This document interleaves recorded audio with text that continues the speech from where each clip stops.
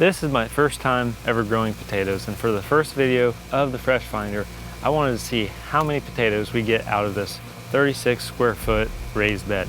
I've done some research on when to harvest potatoes, but I am a little inexperienced with it. And they do look like they still have some life left in them, but they are starting to get brown spots on them. You can see here some leaves are dying off. And what I'm wanting to try to do with experimenting a little bit is get a second harvest out of this summer. The seed potatoes were planted about mid-April for us, which was actually before our last frost date. In fact, I did cover up these potatoes, but they still got damaged by the frost a little bit, but they flourished right through it. So these potatoes have only been growing for about 2.5 months. And my experiment is harvesting them at the end of June to get new seed potatoes planted by the beginning of July to have hopefully maybe another 2.5 to 3 months of growing. Here is some leftover evidence of a mold problem we had, which I was successfully able to get rid of.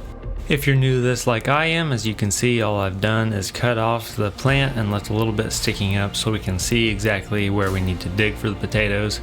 And then once you have it cleared, just start digging around that area of the plant and harvesting those potatoes. The thing that I already love about growing potatoes, like I do already know growing sweet potatoes, is just the set and forget type of process it is, because once you plant it, you just let them do their thing and grow, and then you have the reward of harvesting them at the end. I also love having something that has a lot longer shelf life than regular fresh vegetables.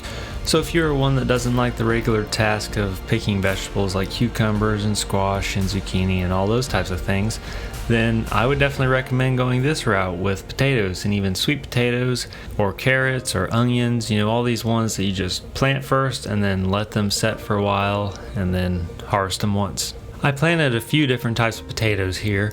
One side of this bed was all Yukon Golds, and the other side was split between these red potatoes and also some regular russet potatoes. With digging up half of the bed, we already got quite a haul here, and I was really thrilled with how many potatoes I was getting, even though they probably still had some growing room left.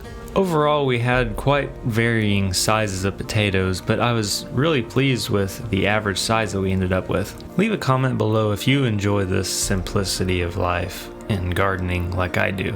There's just something about watching these plants grow and continue to produce these really delicious tasting fruits and veggies, and it just kind of makes you appreciate the small things in life. And I'm just thankful to be blessed enough to have a property where I can have a small garden like this and enjoy these simple little things. Most of the potatoes you will see harvested are the Yukon Golds, which is pretty much a staple food in our family. And doesn't this close-up just make them look so delicious? After harvesting all these potatoes, I put them in a 5-gallon bucket. First, I zeroed out the weight of the bucket on the scale and then put all the potatoes in the bucket. And from approximately 36 feet of growing space, these potato plants produce just over 27 pounds of potatoes. I'll definitely take that for my first time trying it.